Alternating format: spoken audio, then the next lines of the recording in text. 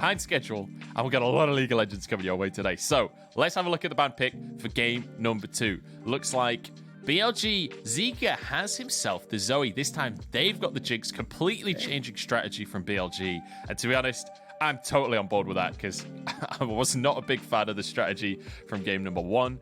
It does feel like this is much more equal in terms of team fighting potential from the two teams. Yeah, I think when you look towards, at least on BLG side, right?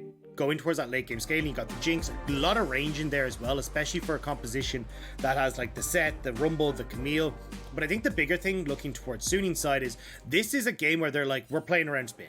Like, Angel can pretty easily push in the mid lane and kind of ignore a lot of the damage that Zika churns out. And you can then play up towards that top side with SOFM being able to set up Bin for success, especially with someone like a Gnar. If you're able to connect his Camille with that hook shot, wall shot, you can definitely take this guy down very, very quickly in mini Gnar form. So I'm curious to see now how Sunin are going to try and play up towards this top side. Whereas for BLG, it feels like you've kind of got a lot more places you can play through. Pretty decent bot side you can play around, set up aiming for the late game, potential there to try and work with BuBu as well, or at least allow him to hard shove his wave if you want to get full control there. There's at least options here for BLG as to how they want to approach this early game. We'll see what BLG are going to do in terms of the early game. I'm excited for Zika Zoe because Zika, this has been one of his highlights, right? This and the Silas, I think, are his two best picks. Certainly, I wouldn't go as far as like best Zoe in the league or anything like that. That we've got a lot of good Zoes here in the LPL, but certainly one of his better picks. And also, again, it feels like this composition has some decent level of agency in the mid game. The Zoe is going to offer a lot of that when you're playing around things like the Dragon, but Angel on the Set with a carry in the jungle, Bin on the Camille, importantly, does feel like Suning are playing towards the top side this time, which... Dagda, you were saying it in game number 1. We want to see Suning play towards Bin. We want to see Bin enabled to be the carry for the team. Well, I think for both of us, we just want to see Suning active in the early game. Like, too many of their games that I'm looking at, we don't actually see them do particularly much. And I think there's been like maybe 3 games out of all the games that they played thus far in the LPL that they've actually managed to pick up a gold lead at the 15-minute mark, and even 2 of them were pretty negligible. It was like 100 to 200 gold. It was nothing to write home about. So for Suning, I just want to see them get active. I want them to actually start to set themselves up for success, because you can see like the talent on this squad is insane. Like Huanfeng, one of the best AD carries that we have, Angel making a name for himself as a super strong mid laner, and we got Bin, who, I mean, he's been absolutely insane in the top lane for so long, but it's just about getting to a point in the early stages where they can set themselves up for success and not have to always fight back from a deficit. So we'll see if they are going to be able to do that. I mean, the laning has been an issue. It has to be said, but it does feel, I don't know, maybe this is just pure hopium. It feels like it's getting better, Dagda. Like, On has looked pretty good on the Thresh, for example, but they do end up just getting caught out. Like, they looked pretty good until they lost the lanes in game 1. Look, so is it that they're getting better or they're playing worse teams? Because, like, they played against IG, we saw this as a big problem for them. Then they played against WE, who was still a big problem. Then they played against Ultra Prime, who have their own issues that are going on. And then we look at this game as well, where BLG, we said, at least at the start, that like their mid game kind of sucks. The early game they can try and snowball through, but we saw it in the last game where it was not the early game that was the problem. It was the mid game where BLG struggled and Suning were able to bring it back. But if this was a team that had a better understanding of how to play out that style, I don't think we'd be seeing Suning with a 1-0 lead here. Yeah, it does feel like game 1 was a bit compositional, right? It was a bit about just Suning scaled up and had a Jinx and a Lulu, and what are you really going to do about that? Ooh, BuBu jumping in onto Bin, but basically did 0 damage because of Camille's passive. So little unfortunate there. And Dagda, I have to say, I think we're in for a bit of a quiet early game, aren't we, really? We've got a Senna and a Jinx in the game. Both of these teams are, like, our biggest criticism of both of them is, can you please do something before the 50-minute mark? So it's feeling inevitably like this is just going to be a pretty long one for us. Yeah, I agree. I mean, one of the things that we had, like, at least prepped for opening up on the day was, like, talking about how slow these junglers are. Like, I mean, if you look at SOFM, he's averaging a minus 600 gold lead at 15. Neither of these junglers have any first blood participation. I mean, the first bloods that we've actually seen picked up on BLG have been Zika essentially solo killing people. So unless we see that again, which is probably not likely when you're seeing a set, yeah, I think we're going to be taking a bit of a slow one. SFM, though, now moving in, though, to see if he can get some vision control, at least spot out where Weiwei's going to be. He didn't see it. He never saw the ward, I guess.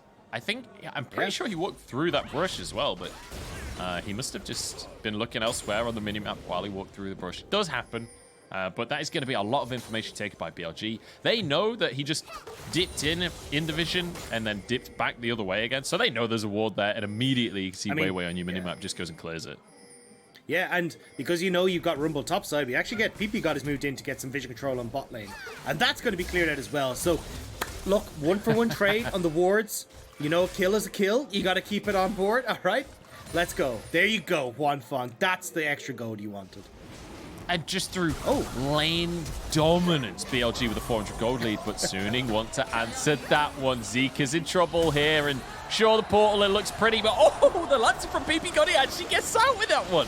I can't believe he got away with that. Weiwei looking to smite the Drake. In they go. It's a 50 HP smite from Weiwei right there. No! The Blasco nearly kills Aiming, but he gets away with it. PP God now getting chased through the jungle. The bubble will stop the chase.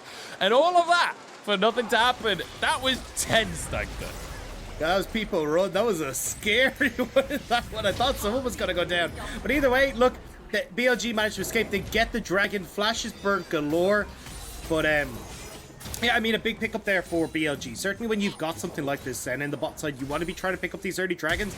The fact Zika managed to escape away from this is insane. I think a little bit of miscommunication there between Angel and Bin. You can see the showstopper kind of left Bin waiting to see what the hell was going to happen, where Zika was going to end up, and it meant that Zika, being able to pick up another flash, just about escapes away on the great lantern from PP God.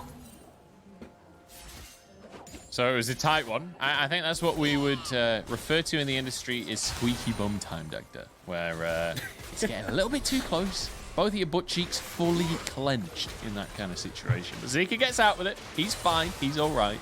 So no harm, no foul. Huanfeng playing that fasting center alongside the Tom Kench. So obviously, bit of a CS lead in favor of BLG, as you would expect, because being a melee character trying to farm versus a Jinx is always going to be tough, because every time you go in, you just get blasted by a rocket. Yeah, it's interesting, though, to see that we're... Oh, hang on, I'm going to hold on to my point. Is Bin is about to get dove. He is, but there's a TP coming through from Angel, and set's pretty good in tower dive situations. PLG are like, you know what? Oh, we don't want any of that. We're out of here. Yeah, not actually trying to go for that at all. Just decide to move away. Instead, they're just going to take it easy, look over towards this Rift Herald. You have the movement coming up here from Aiming and also from PP God as well, whereas bot side, On and Huanfeng are now only trying to make their way up with the Abyssal Voyage.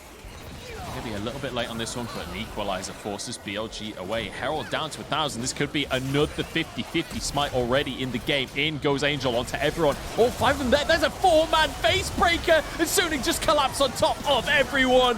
BLG blown apart to start this game off, and Aiming doing his damnedest, but it's just not good enough. Suning 5-1. And SOFM even managed to smite the Rift Herald in the middle of all that. So they get the Rift Herald, they get the fight, and it's so much gold going the way of SOFM. This Rumble is going to be huge in these fights. What a setup from SOFM to find the early win for Suning. And Angel as well with that four-man phase breaker to start it all off. Let's take another look. Is great equalizer, but then Angel just showstoppering it. Yeah, I mean, look, PP God kind of gives it to him there, walking too far forward, straight into the middle of everyone. Now, BLG do separate a little, but Aiming doesn't really have damage right now. You're all getting collapsed on by all angles. Zika not really in the position to get more damage off because of how close quarters that fight is. And from that point on, BLG are just out of sorts as Suning run them over. And Huanfeng is just like in heaven. There are so many souls laying around on the floor. At that point, you actually panic as a center player, and you're like, which soul's going to time out first? I've got to try and time it strategically. It's like when a massive wave with weird HP minions crashes under a tower, and you're not sure which ones to go for. Same deal, just souls. Wet dream of any center player, I will say. Fantastic fight here from Suning. 2k gold lead now in their favor. It's the opposite of what we saw in game number 1. And Suning, one thing we have seen is when they are the team with an advantage, they generally speaking do manage to win out the mid game. That's when they've been strongest. Yeah, like the 15 to 25 minute mark is where Suning definitely are more comfortable playing the game. They know how to progress onto objectives. They're good at playing the map. So when they manage to get these early leads, it's very difficult to wrestle it back from them. And especially on a composition like this, right? Ooh, hang on, SOFM. Seeker's in trouble here and just going to get burnt through. I mean, there's nothing he can do. That's a lot of damage from SOFM at this point. He's got 10 stacks on his Dark Seal. He's almost finished his Night Harvester as well. Or in fact, I don't think he's even going Night Harvester. I think he will go towards the Proto Belt potentially. Rocket Belt. No, it's still be Night now. Harvester. He's okay. Yeah. They just build out of the same thing. Okay. I just thought because he's playing the Conqueror, it's usually the Dark Harvest if you're going Night Harvester, right? It's both, basically. You can kind of mix and match. We've seen... So Dark Harvest is definitely you get a little bit more late game scaling, but you do have to interact with the lanes a lot more. The Conqueror just straight off the back gives you a lot more damage. Like, you can see here, even with the exhaust, like, Zika completely taken out of sorts. But, yeah, both are different options. Just better late game scaling with the Dark Harvest, but you do have to have a little bit more interaction with lanes. And also, it's SOFM, so you never really know what he's going to bring to the table. Bin getting himself a kill there. There's not much to say on that one as the Hextech Ultimatum comes in and then an equalizer on top of it. There's very little counterplay available for BU with a Herald in Bin's pocket. He was actually the one to pick that up. You'd expect maybe he could take all 5 plates on that top side because BU doesn't have TP. He's fine. There's a land. He's out of there. Second time this game that Zika is pulled to safety by PP God. Yeah. Well, look, here's the play you were talking about, Munch. A bunch of gold being gifted over towards Bin. Won't quite be able to finish off the tower, but still, I mean, you're going to be very quickly accelerated towards that Divine Sunder. So you have Divine Sunder nearly completed for Bin.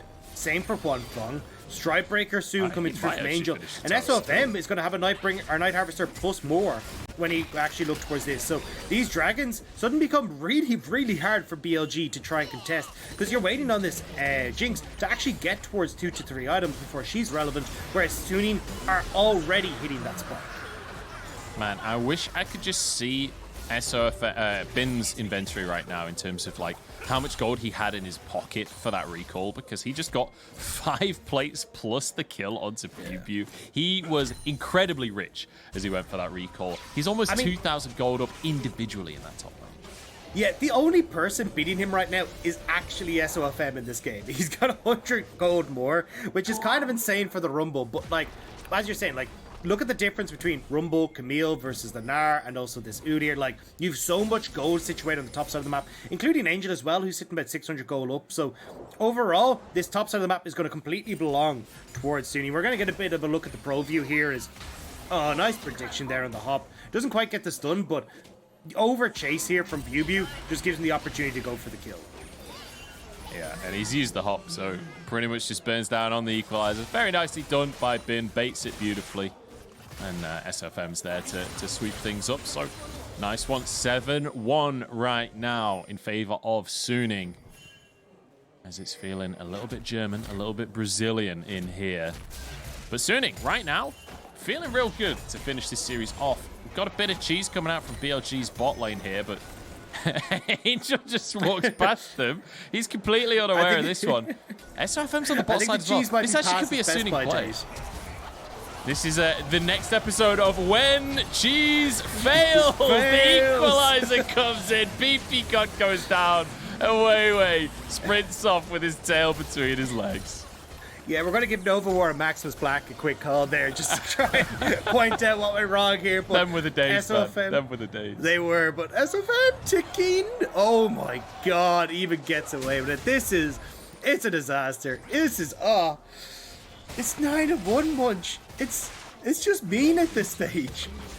Yeah, this is not looking great for BLG. I think game 1 might have broken them because this isn't even just one lane who's falling behind. This is the kind of solo queue game where you're playing as you're PP God, right? You've got 1 kill, you're like, hey, I'm feeling all right. You press tab and you realize there is literally no advantage for you. Across the entire map, nobody has an advantage. The only advantage you've got is that Jinx is managing to out-farm a Senna that's not farming. That's all you've got on your side right now. And I think you put it very aptly the other day, Munch, that farm leads are never really something that's going to win you the game. It's plays like this where you get multiple kills that ends up winning you the game. So, yeah, Suning definitely in a position now. 7k up. They've got that second Rift Herald coming through. Top lane already gone. Mid lane gone. They can take a tier 2 with this, as the rest of the team are all collapsing on towards this bottom lane. Keep being safe for a little bit, but they'll have so much pressure here. Like, BLG commit 4 members, but that just gives a Rift Herald mid so much more value. Yeah, we're going to see the bot lane tier 1 taken by BLG here, but 3 members strong with SOFM over the wall with that Rift Herald that you're talking about. This could be a mid-tier 2, but SOFM actually might even go up towards the top side instead, because On and Hogfong can just finish this one off themselves. Why Herald when you can just do it with auto attacks instead? Zed finishes that one off. Hogfong feeling real good with the Divine Sunderer already in pocket.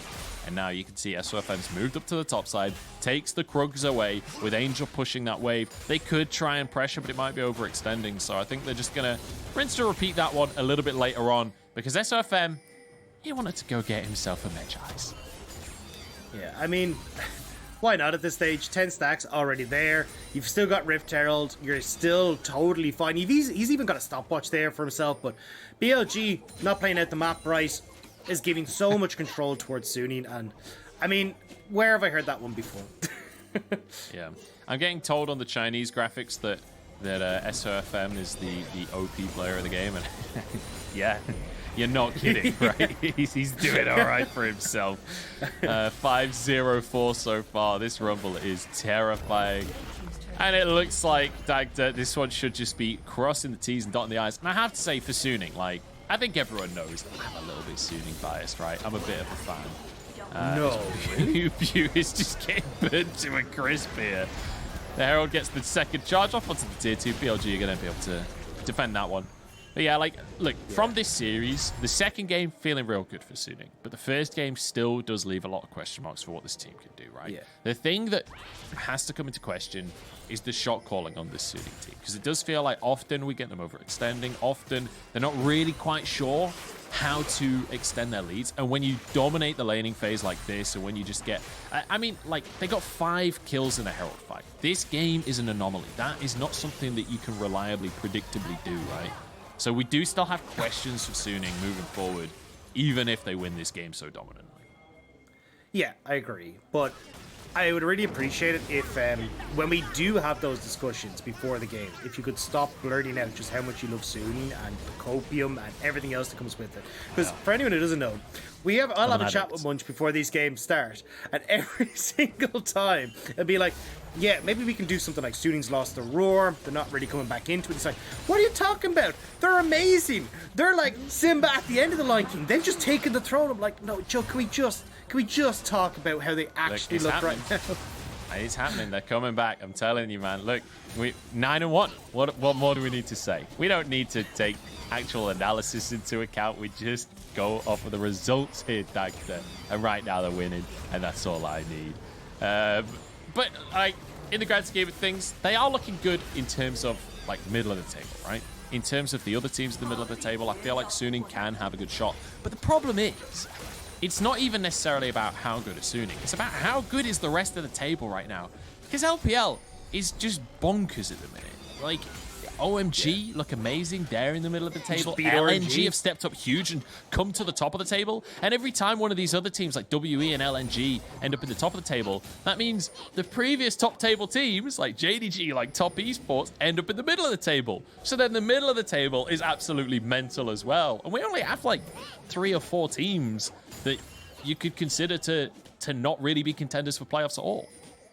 Yeah, and it's kind of insane, like, right? As you said, OMG just beating RNG. Earlier today, LGD taking down JDG. Like, these are not the things you expect, as Bilibili didn't really expect this one either, as he's gonna go down here. This is not the first time that he's died to that combo, and he even smashes a cheeky little flash on the back of it, just as a bonus.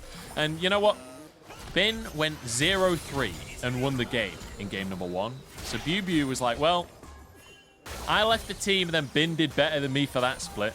And then it's against what I believe about top lane, but he went 0-3 and he seemed to win, so maybe I should try this. And now Zika is in trouble, but he should be all right. Gets underneath the tower.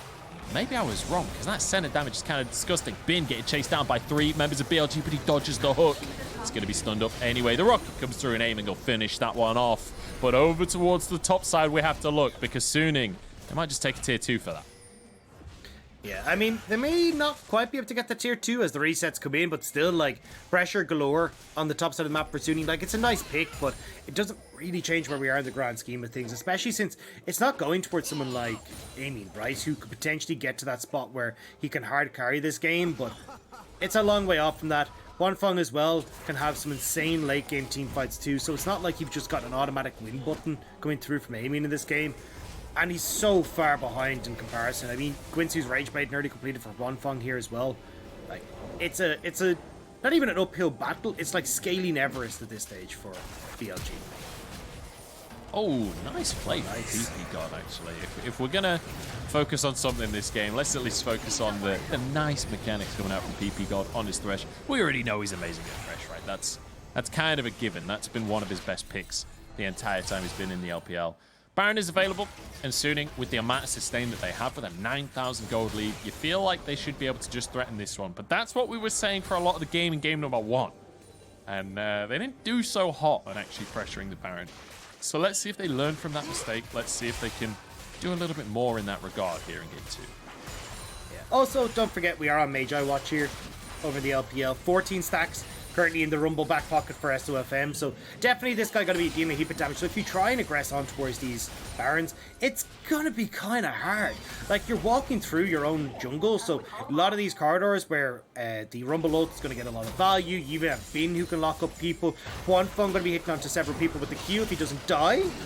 Hang on, this is a pick. Wanfeng flashes away. SOFM's on the way. The equalizer is onto everyone here. Will be a pick for BLG. But Angel now onto everybody as well. Showstopper back out of the play. Bew's low and taken down. It's 1-for-1. And now suddenly Suning are the ones on the chase. Slow comes in. SOFM still has that stopwatch. Remember, his silence will turn golden. Double kill for Bin as he looks for a little bit more. Turns it into a triple kill. Zika is prime for the taking as he takes a quadra. And Scumbag on takes the pentakill. How dare you on? Alright, you know what? That's 2 of the biggest ints I've seen in the LPL coming through from On. 1 was the Thresh play, 2 now being not given the penta over towards Bin. God, he was right there, man. That's just unfair. You know, On's just there like, look, mate. You're the only player in history to get a pentakill in Worlds Finals. I think you'll be okay. You're all right for pentakills, Sonny Jim. I'm taking this kill. I'm the Tom Kench. I'm the king of the river. Yeah, well, Han and Wanfeng just going a bit over aggressive here, get caught out. Like, everyone from BLG shows out of the woodwork, but you can see here just how much damage is actually on the rest of the squad, because you get Angel managing to set up the play onto Bew here, and as soon as Bin arrives, it's game over. Like, between SOFM and Bin, there's so much damage. And again, we're going to see, like, Bin actually plays this fight incredibly well, right? Gets the insta-kill on towards Thresh, straight in towards the ultimate because he knows he's finished off with Thresh. Gets the kill onto Zika.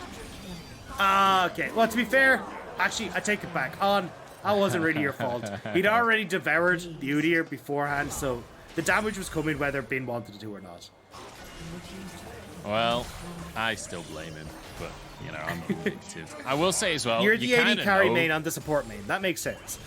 Yeah, that's true. Although I have been playing a little bit of mid lane myself recently. Ziggs is back in style. You've been attempting mid lane. I'll give you that. All right, let's not go down this rabbit hole. I don't want to roast you in front of all of these lovely people. It's not safe for work, that kind of content. We'll do a roast video at some point later down the line. What I was gonna say was, you know that the players know how this game is going because Zika literally committed suicide to finish off SOFM in that fight. That's personal because he was getting he's on 14 stacks. He lost 10 of those stacks in that last fight. Like, you know that Zika is just taking out a bit of aggravation in that fight onto SOFM. Well, that's the thing, right? There's a little bit of like disrespect that comes when you get a 25 stack major in a game, right? As maybe we actually get to that point. The equalizers again. I can't wait to see SOFM's Angel. damage stats at the end of this one. Angel flashes over the wall. Aiming is annihilated. And now Suning, who cares if we don't have a minion wave? We'll just wander into the base anyway. Bew gets chased down the 19th time this game. He's been caught up in the ultimatum. Angel dodges the hook, pulls way in. It's just too clean as they get onto the Nexus here. They can't even push yet. They don't even have the minions. They don't even have an inhib taken. They don't even have an inhibitor. They can move back down. to the mid lane. Now they can take the inhibitor towers. Now they can take the inhibitor and yeah. I mean, BLG, you could see the marathon TP that came in from Sunny, and they still managed to make this play work because now they batter down on these turrets. Oh my Jesus. The damage out from Finn is insane. SOFM trying to get out with his life, dodges the zap, will be okay on this one, and manages to maintain just the singular death across the game as they get some bonus kills onto the fountain as well. This is going to be game as Suning round the series out 2-0 after a dicey game one. They dominate the second. Far more convincing game two from Suning, having full control from the get-go. We saw those early plays going up towards that top side, and it was exactly what you wanted to see. SFM monstrous on this rumble and able to carry the game alongside Bin. Really exceptional, and getting to see Suning playing around the top side again. Why don't we get this more often? It looks so good when Suning play around the top side. Like, let Bin be the carry that we know he can be. Beautiful stuff to see from them in game number 2. And when things like Ezreal, things like Senna, things like Jinx are meta anyway, it just makes sense to play your safer lane as your bot lane.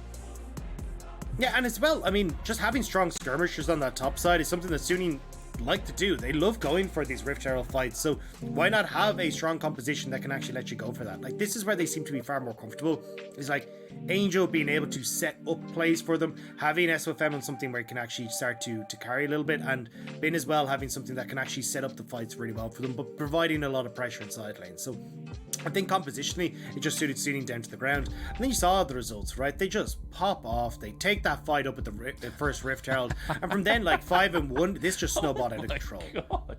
SOFM nearly doubling anyone else's damage in the game. It's only Aiming and Zika that could really contest that one. That is mental damage out on the Rumble. And every single equalizer, it was hitting 5 members.